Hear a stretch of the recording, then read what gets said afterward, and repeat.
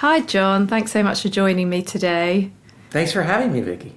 Oh, it's such a pleasure. I wanted to talk to you because we've known each other via social media for a long time, and it's clear that we both share a love for advertising and a concern for brands. My concern is with so many brands trying to show up and play in spaces that they haven't planned for or built in, I think they're at risk of losing what made them iconic and instantly recognisable. What are your thoughts on the state of the industry and how brands are behaving right now? Yeah, it's tough out there, right? Part of the reason I wrote the book was I think the advertising industry in general is in a bit of a malaise. We should Right. say you've just written a book called Zombie Brands, and it's brilliant, and everyone should read it. Yeah, thank you. Thank you. But yeah, I think if I look around, people you have legacy agencies being shuttered, jobs are being lost in the wake of consolidation in AI. You've got a lot of people at agencies feeling like they're making things that don't have a huge amount of impact. No one got into advertising to make a banner ad. And then clients, if you look at clients, they're not seeing the growth they used to. I think somebody posted on LinkedIn, and apologies, I don't remember who, a few weeks back that 40 of the top 60 advertisers are seeing, since 2009, which is an interesting year because smartphones came out the year after, since 2009 are seeing growth lower than GDP adjusted for inflation. So they're not seeing the same growth they traditionally have. And then if you look at audiences, which is like the third stool of the cohort, right? They keep telling pollsters that they hate advertising, that they find ads creepy, that they pay to avoid it. Now, I think they're wrong. I think they hate bad advertising. So there's a lot going on that's not great. And that's what I explored in the book. How did we get here? And what can we do about it? Yeah, so you mentioned no one got into advertising to make a banner ad. It's similar to what I say about no one got into copywriting to write copy in an Excel document. But your book, I think, started with you noticing the decline in quality through banner ads versus what advertising used to look like and what we all used to know and love. And you started a thread on Twitter using the popular meme how it started and how it's going. That went viral as an understatement. When so many people clearly agree with your observations there, why do you think that sort of passion and energy isn't going back into and out of ad agencies, and we're not seeing it in the work? Yeah. Sorry, maybe you should explain the thread a bit more too to give some Oh, context. sure. So you're exactly right. And I think, Vicky, this is how we became friends is, the inspiration, the why I wrote the book was about the industry at large, but the inspiration was actually the Twitter thread you're talking about. So I was just goofing off on Twitter and I would see a crappy, banner ad or social ad in the wild. And if it was of a particularly famous or noteworthy brand, I would snap it and then juxtapose it with an ad and not like some of the ads that I snap next to are from the early 2000s. It's not like from the 50s or 60s. And yeah, when how it started, how it's going, when I saw that meme started, I'm like, I'll juxtapose them under that meme. And that's when it really took off. And the one at the top of my Twitter page, I refuse to call it X, is the TWA Absolute campaign, Absolute LA, and then this hilariously bad banner ad that looks like literally someone tried to make a parody of a bad banner ad. And I thought that was an interesting story. How did we go from the thing on the left to the thing on the right? I have a theory on why this is, but I should caveat it with, I'm sitting in New York working for global, huge agencies on global brands. I don't think this is necessarily the case everywhere.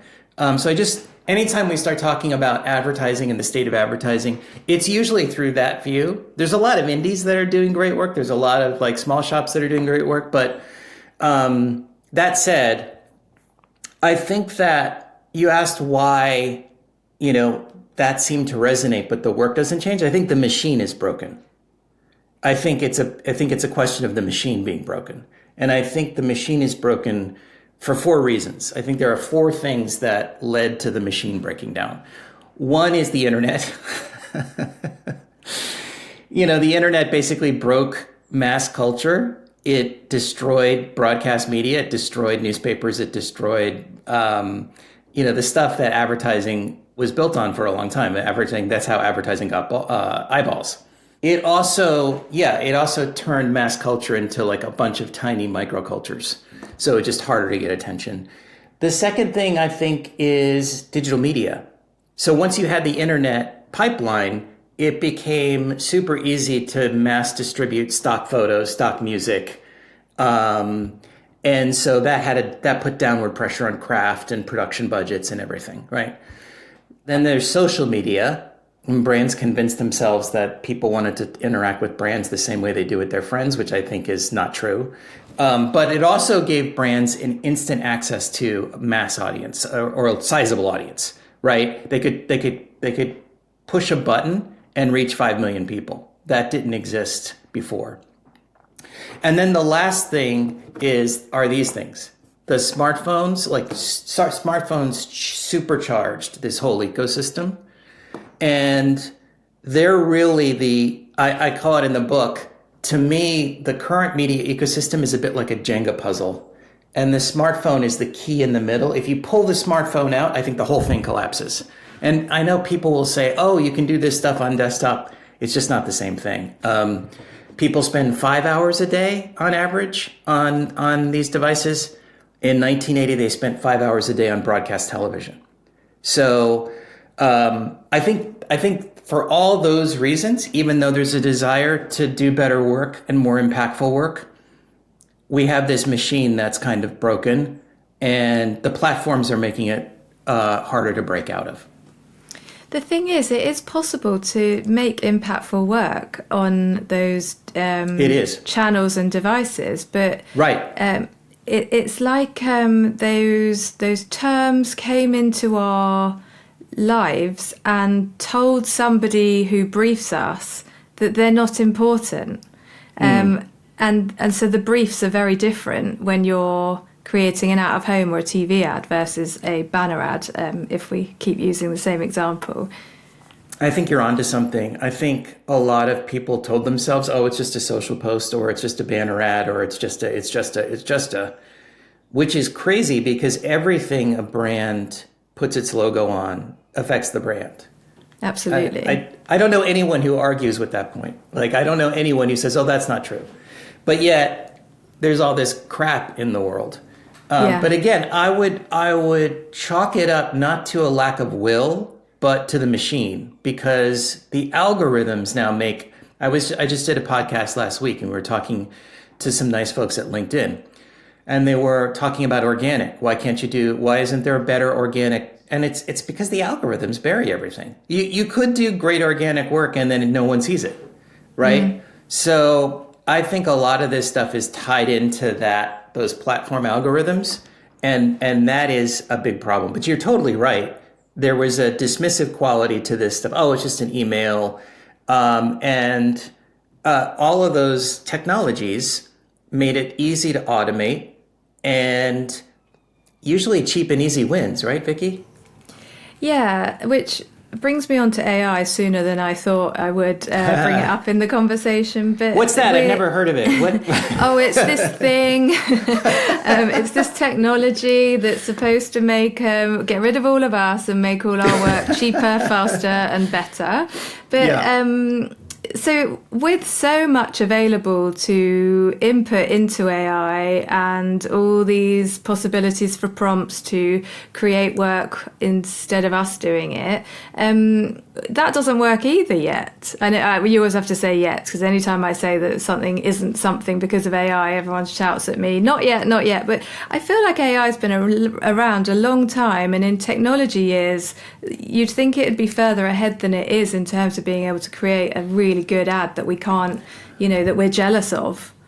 Well, AI, I'm amazed that so many people have a conversation about AI without really understanding how it works. So, I mean, I think of large language models, and this is an oversimplification, and like the tech bros will get mad at me, but they're essentially extremely I don't think intelligent. tech bros are listening or watching this. Good point. Yeah.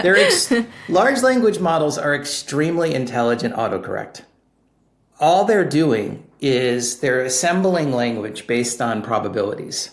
And they're doing it extremely fast. And it simulates human speech. What they can't do, and I haven't seen it, they cannot come up with an idea. I would love to be proven wrong. Someone show me AI coming up with an idea, and I just haven't seen it. What they are better at, though, now is I've been messing around with ChatGPT for a couple of years. I don't remember when I started, maybe 18 months ago. I really don't remember. But I've been messing around with it. And when I first asked it to write headlines, it was just laughably bad. Now, it's still not great. It's still bad if you just say, write a bunch of headlines for a chewing gum. They're all terrible. But if you give it a tight brief and you give it 5 A+ headlines that would pass Vicky's, grade book, and then you say, write 25 more like that, it can produce pretty quickly a bunch of C and B- headlines that with a sharp edit, you could turn into a couple A's. That's not bad. That's like a 21-year-old, 22-year-old junior copywriter who's extremely industrious. You still have to, there's two things though. One, you still have to have an idea in the form of a brief. You still have to craft the headlines that it can follow. And you still have to have human taste and judgment to edit the things that keep it from being an A+. But I have seen it get better. I just haven't seen it create ideas out of, from scratch. I just haven't seen it. Yeah, all that work that you just mentioned to get even close to something that's okay takes a lot of time. And that's time that we could be using, I think, as people more productively by trying to generate ideas and executions ourselves, as we have done for so long. You said that AI can't have an idea. You reminded me of something that another one of my guests said, which is Emma Baines from Tony's Chocolonely. She said AI imitates, not originates, which is a really nice phrasing of the whole thing. I'm no expert, absolutely no expert in any kind of technology. I can only really work a Word document, but I can't see a time where AI is going to think on its own and have ideas by itself and say, hey, John, here's a great idea for an ad campaign for whatever your client it is that you're working on. Do you? No. First of all, we don't really... it's weird to even talk about it in terms of thinking or creating because we don't know enough about human consciousness to make that judgment. I don't know. To me, what a lot of people are tricked by is people are often mystified and amazed by new technologies, and they don't. One that imitates human speech, we are particularly vulnerable as a species to overreact. So I was thinking this morning about the first film ever shown in public. And I used to know the date and the filmmakers. I think it was in Paris, but it was a film of a train. The train just came onto frame and went past the camera. It was a black and white, and people got up and ran out of the theater because they had never seen a film. They were terrified, right? I think something similar is happening with large language models. People are like, oh my God, it talks just like a person. We tend to anthropomorphize anything that resembles humans, and this is just the latest thing. Now, on the scale of extremely bearish about AI, like it's just trash, or on the other end of the spectrum, we're all going to be out of jobs and you can fire your physician and lawyer in 6 months. I'm somewhere squarely in the middle. I'm still taking the under. In other words, I don't, like you, I have not seen its ability to reason as we understand it.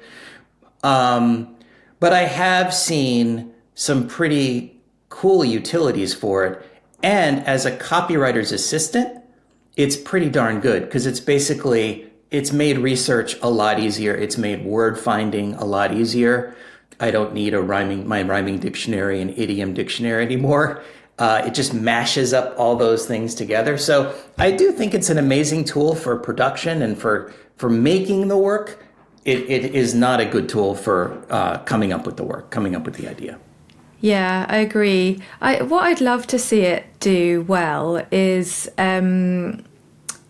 implement a brand's assets across every brand touch point, because the consistency is what builds the brand and helps it land in the consumer's mind and makes us remember it decades later. So that brings us back to your book. What is a zombie brand? A zombie brand is, so it's it's an intentionally provocative metaphor. It's good marketing, right? But you know what you're doing. When I think of zombies, I think of like the thing about zombies is they're not human, right? They don't have a soul. They seem superficially human, but they're not. They all look alike. They all have sort of a degraded, sort of decaying look. They all sound alike. They all sort of grunt the same nonsense phrases, and then they're unstoppable. They're relentless. They're just sort of wandering around, maniacally looking for brains to eat, and they just follow you around. And when I think about the way a lot of brands behave in the smartphone ecosystem, a lot of that holds. Brands are using a lot of the same stock photography. They're using a lot of the same web-friendly fonts. They're using a lot of the same, as you well know, as you've been documenting for years, they're using a lot of the same headlines, mimetic phrases that like spread like a virus. They're using a lot of the same music. Every year at the Super Bowl, it's funny, I mentioned in the book, regardless of the ads and the quality of ads, all the music used in the Super Bowl tends to be from like 1968 to about 1999. They're all using like the same Spotify playlist. I think that goes back to the collapse of mass culture. But anyway, all of those things contribute to what I call the zombifications of brands. And so you mentioned earlier, and I should have said in the introduction, you're ECD at Digitas. How are you working with your clients to make sure that they don't end up on the zombie brand list? Yeah. Well, the job is always, the job really hasn't changed, because as a creative leader, you're always pushing for better work. You're never satisfied. You're always trying to get clients to do great work. Not because you think you just like making great work, because great work is more effective. And I think it's the same as it always was. I don't think that's changed. I think I'm doing the things that I think are effective. So I'm making the case for a photo shoot. I actually did an old-fashioned photo shoot last year for a brand. And the reason we did a photo shoot, and the reason we were able to make the business case to do a photo shoot, was because the brand campaign idea we came up with, you could not find stock photos against. And the point I make in the book is that the reason stock photos kind of suck is they don't reflect an idea. They don't have what David Ogilvy called story quality, right? There's no stock photography library in the world that would have a man with an eye patch wearing a dress shirt. Like, that just doesn't exist. So that to me, we hit on something, because you couldn't source stock photos against our brand idea. So what does that tell you? That have a brand idea, have a campaign with a unique idea. And I think the other thing about Digitas is there's two interviews in the book I think people will find interesting. One is with Mark Book, and he heads our Digitas Pictures division. And basically that's a division that makes long form branded content for our clients. And that's really an effective long form film, long form video is still really a powerful way to reach people. As an aside, I think the idea that creative directors just want to make 30-second spots is just silliness. Towards the end of last year, I started collecting examples of work that had just come out a few months before the end of last year. And my point in collecting them was because we're told there's no money, we're told no one buys creativity, and we're told no one cares. And the audience has no attention span and like you said earlier, pays to ignore advertising. But towards the end of last year, we had, I'm going to get the times wrong, I know the Gucci film was 30 minutes. That's a 30-minute ad. Go. Yeah, with celebrity, big stars in it. And I can't remember any other examples off the top of my head. I'll find them after and share them when I share this episode. But, films from 2 minutes to 30 minutes, big name stars in, lots of money, lots of humour as well. I keep thinking, this is one of the reasons I started this series, is the narrative that we're being fed is not the reality. No, not at all. No, not at all. And actually, what I want to make clear is I'm not against digital media or digital or social media marketing. I'm not against any of that stuff. It's all good. You can still do a lot of good with it. I'm baffled that more people don't take advantage of the flexibility of digital video. Yeah. In the book I referenced, there was a Volvo film last year that was absolutely beautiful. It might be 2 years old by now. But it's like over 2 minutes long, and they released it on Instagram. Which was interesting because they broke all the rules of Instagram. But it was incredibly moving. It was one of the many series of films they've made about safety, the essential, which is really just feature-based advertising.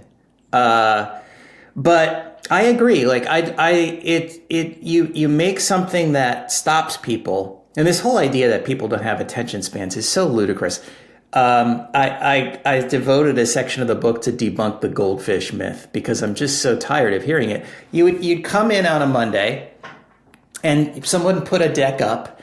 I'm not talking about Digitas. This was years before I got there, but someone put a deck up and it was like, you'd be talking about social and like, oh, it's a scrolling environment and no one can pay attention. Everyone would stop and like, what did you do this weekend? Oh, I binged 5 seasons of Breaking Bad.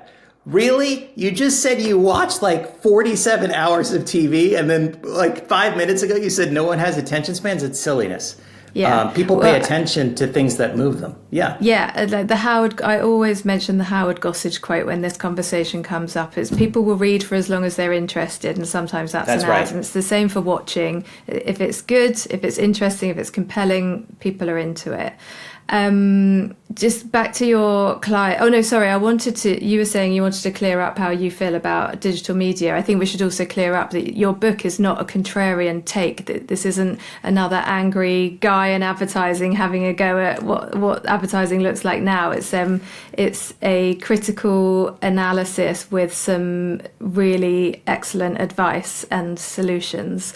No, thank you. Thank you for saying that. I did not want to write a screed or just a litany of complaints. Like, what good is that? But I did feel like the problem had to be diagnosed. So the first half of the book sort of lays out, and I'd seen a lot of these arguments in bits and pieces. I've seen a lot of people complain about the blanding trend. You've been on the case of brand voice for a long time. But I hadn't seen a whole theory of the case put together across the brand. But the second half of the book is like, what the hell to do about it? And actually, it's some of the things we're talking about. Like, why not take advantage of long form video? Why not have a sharply defined brand voice? And then, sure, after you establish it, you can use AI in the manner I just said to get those sharper headlines. If you need, let's say you have, how many banner ads do you need in a year? Forget, 100, 200. If you could get 100 or 200 really sharp A+ headlines, what would that do for your conversion rate? I appreciate you saying that, because the worst way the book could be interpreted is that I'm sort of just complaining, but it's not. Hopefully people will find the how-to parts useful. Yeah, it is a great book. I was reluctant to have anybody on this series selling anything, but I invited you on because I fully support the book and it deserves to be sold. Thank you. Thank you. No, of course.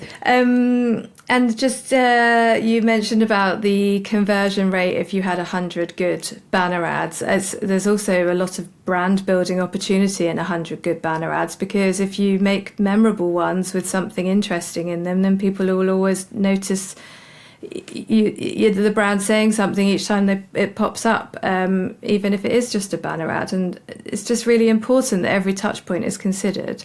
But I think we've covered that. So I'm going to go back to, how do you stop your clients from becoming zombie brands? How are you...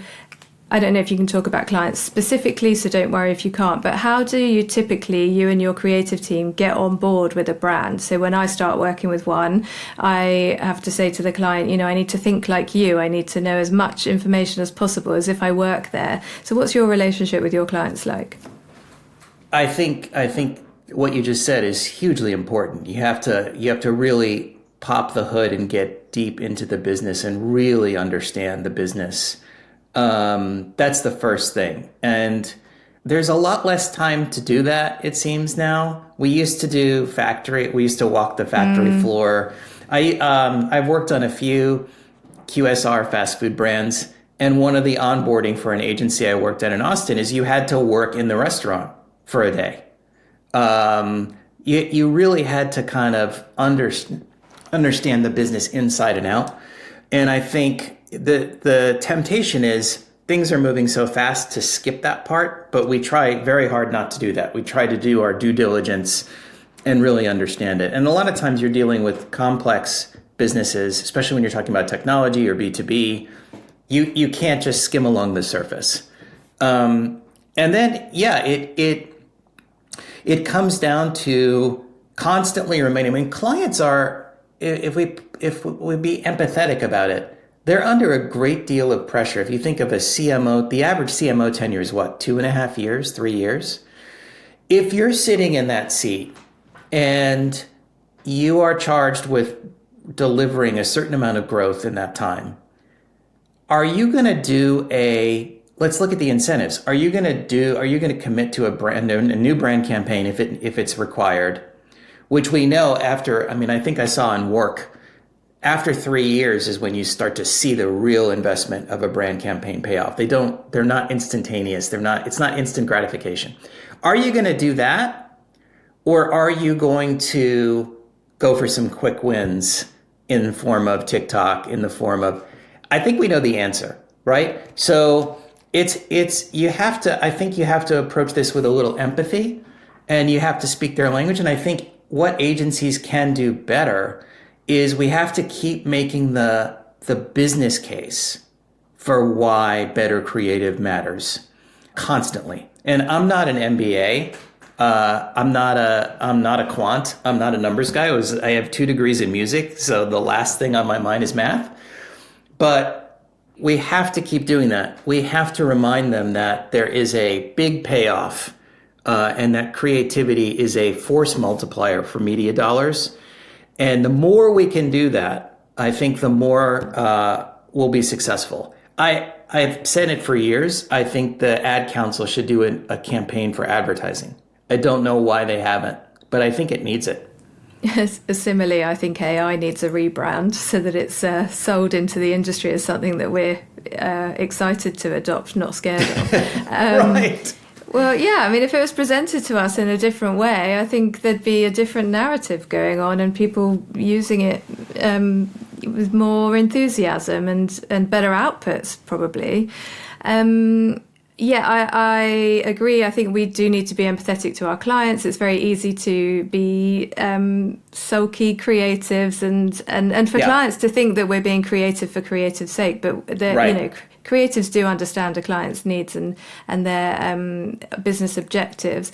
So I do appreciate the current increase in brands jumping on viral trends and joining in on things that I think they've got no business joining in on because it's not on brand for them. But I think if they could just be patient and more considered and thoughtful, there is a time when they can join in on those viral moments and get those quick wins, because they will have considered which ones that are right for them, and they'll create something in the background that's ready to go when the time's right. So I think if you look at the brands that do that well, I mentioned in the book Liquid Death. Liquid Death is a perfect model for what we're talking about. And it was a late ad in the book because I wanted an exemplar that showed like, hey, look, this stuff actually works, right? Liquid Death, how do they break through? Now, 2019, $0 in sales. 2025, $2 billion in sales. Okay, so 6 years. And no one in the world in 2019 was asking for another water brand. Like this was not, no one was saying we need another water brand. Please go to the grocery store and you see like 500 water brands. So it's an incredibly saturated category. And how did they break through? They broke through with a clearly defined, a completely unique look and feel, this heavy metal sort of, which carries over to their personality, which carries over to the way they talk about their brand and their very distinctive brand voice. They invest in long form video that's highly entertaining. They view advertising as like, above all, it needs to be entertaining. And they don't kind of mess around with kind of crap. Like they don't spam you with emails. Every time I see them in the wild, it's something good. It's considered. They don't jump on, as you say, on like just random trends. So now the pushback to me is, John, that's a $2 billion brand and we're the Ford Motor Company. Okay, I understand that. But there's lessons can be learned about their success. And I think people should pay more attention to those success stories. But I also think that's another way we can make the case, right? Because what will not convince clients is if you take an ad for Land Rover from 1995 and show them, that's not going to convince them. I think the more we can build little case studies around these new coming brands that are, or even established brands that are breaking through, like Oatly, the better off we all are.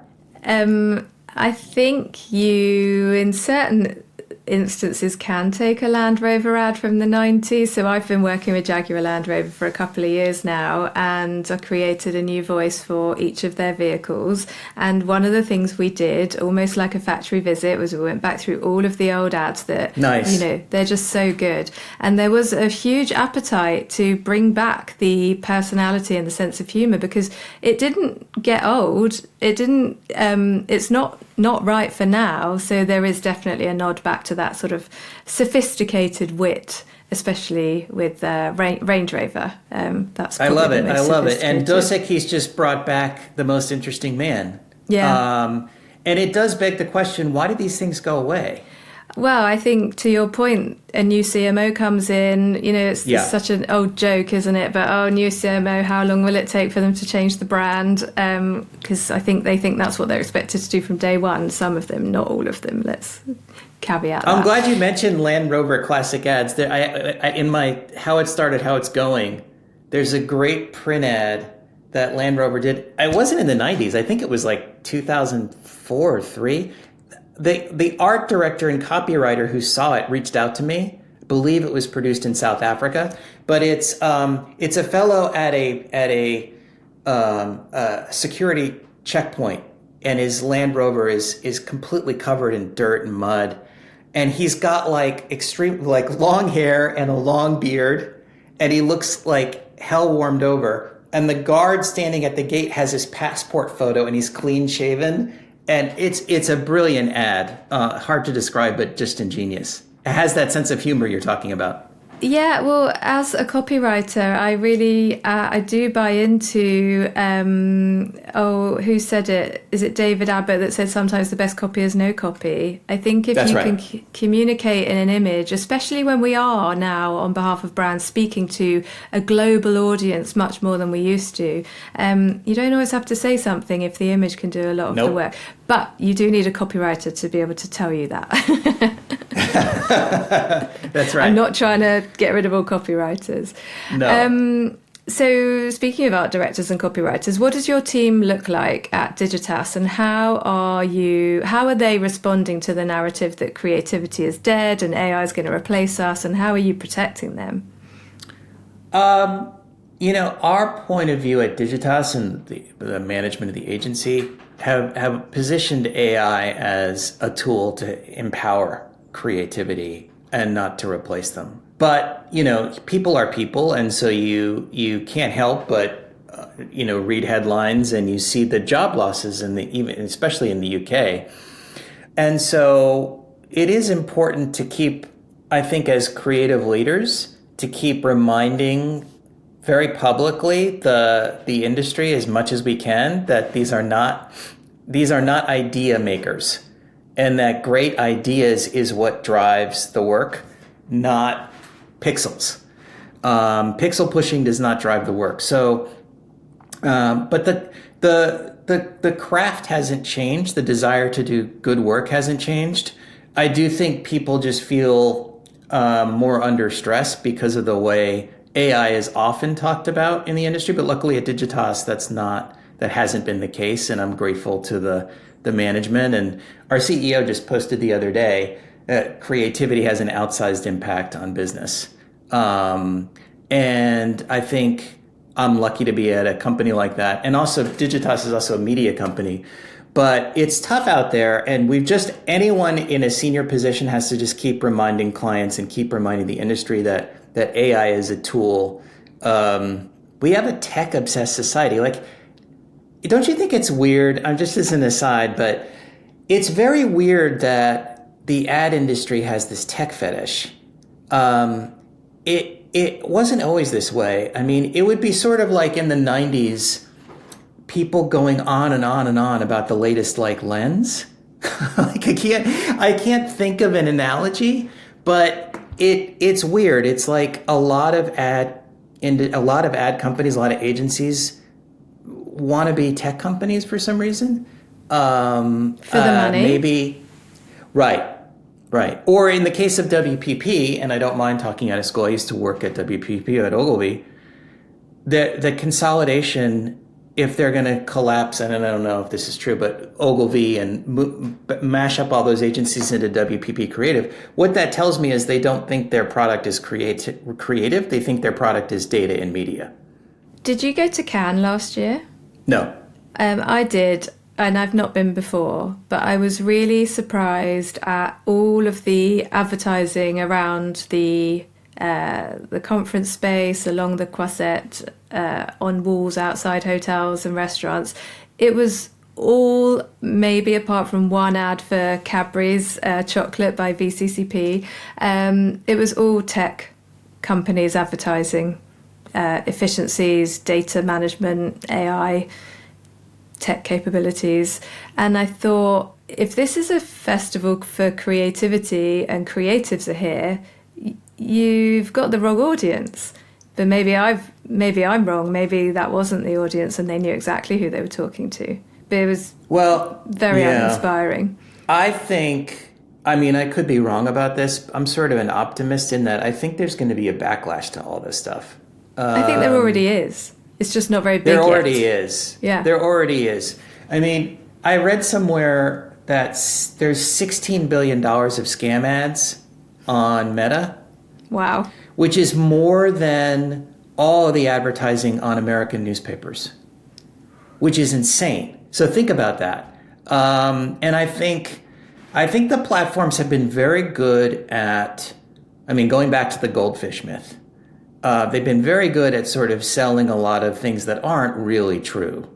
And I think the bill will come due. And I think these things are increasingly seen as unhealthy. I don't think people want to spend their lives with their necks, facing down as they walk around beautiful cities. I think I'm not saying people are going to stop using smartphones tomorrow, but I think there's an increasing awareness that they are not good for you. So I'm an optimist. I think a lot of these things are going to be sorted out in the laundry. And in the meantime, we just have to keep making the business case for creativity. But I think it'll win out in the end. Yeah, I agree. I'm an optimist too. Sometimes I wonder if my optimism is naivety, but I don't think it matters. I think it's Right. okay to be naively optimistic. I mean, if I we agree. weren't, then what we're doing, I suppose. Yeah, what choice do we have? Yeah. The use of mobile phones, yes, there does seem to be a rise in people not wanting to be on them as much, or what's the latest trend? Going analog, touching grass. I think the devices are very much here to stay, but people will be better at using them in a way that suits their mental health and also their interests. So going back to people are paying to skip ads, they can't be paying that much, or there can't be that many paying to skip ads, because we're still here. We've been told for years that people are trying to skip ads or paying to skip ads. Well, the fastest growing, I think I'm right about this. I think the fastest growing streaming service in the US is Tubi, which is an ad-supported service. So I think also people are going to get tired of paying $20 for 10 different streamers. And it's like, what am I doing? What disappoints me, though, about the stream, going back to our conversation about digital media, I think that too much emphasis on the business's kind of renaissance is placed on creative. I think we need a revolution in media. My father was a media guy, so I tend to think about the media problems more than other creatives. And I don't understand why, if you have a streaming service like Hulu, and I have the basic Hulu so I get to see the ads, why are we doing 15s and 30s in a streaming environment? It doesn't make any sense to me. Again, I'm not an MBA, but if I were an advertiser, a big brand, Fortune 100, Fortune 500, why not buy the whole show? Why not have a minute spot at the beginning, a minute at the end of Act 2, and a minute right before the end? This is what I don't get. I think we need more. It's not fair to dump it all on creative.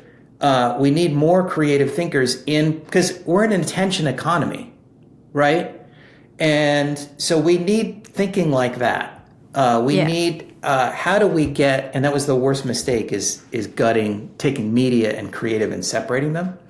But I think that's what I'd like to see from the streamers, is more creative ad placements other than 15s and 30s, for goodness sakes.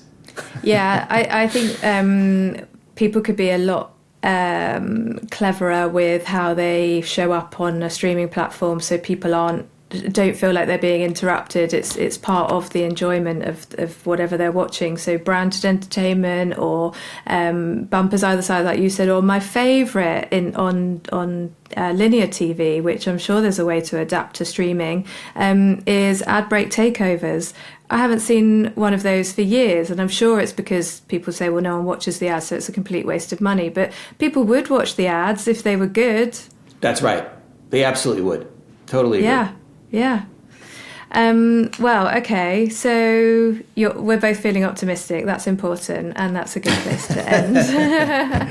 Yes. John, good. Thank you so much for your time. Thank you for having me, Vicky. Great to talk to you. Yeah, you too. Good luck with the book. It deserves every success.